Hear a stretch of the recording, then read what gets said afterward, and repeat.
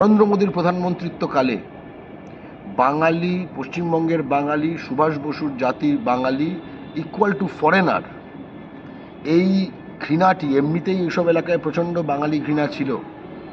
এই ঘৃণাটি এমনভাবে ছড়িয়ে দেওয়া হয়েছে যে বাঙালিকে এখন উড়িষ্যায়, গুজরাটে, রাজস্থানে, হরিয়ানায়, মহারাষ্ট্রে, দিল্লিতে, ইউপিতে, ওখানে বিজেপির নিয়ন্ত্রণাধীন পুলিশ এবং ওখানকার বজরং দল ইত্যাদি ভিএইচপি এইসব গ্রুপ ধরছে, মারছে, পিটছে, লুট করছে। কেন্দ্রীয় সরকারের যে দেওয়া আধার কার্ড শুধু কেন্দ্রীয় সরকার দেয়, মাথায় রাখতে হবে।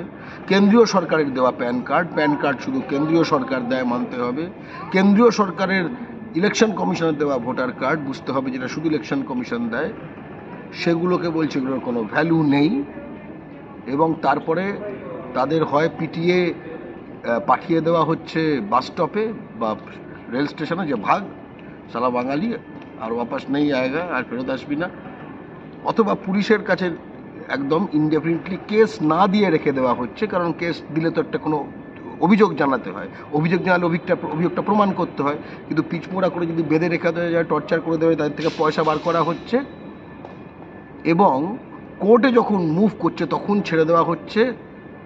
এমনকি কিছু কিছু ক্ষেত্রে পশ্চিমবঙ্গের বাঙালি, হয় তারা পূর্ব বর্ধমান জেলার, নয়তো তারা মুর্শিদাবাদ জেলার, বিভিন্ন জেলার, তাদেরকে একদম এই বিজেপি শাসিত রাজ্যের পুলিশ ট্রান্সফার করেছে বিএসএফের কাছে।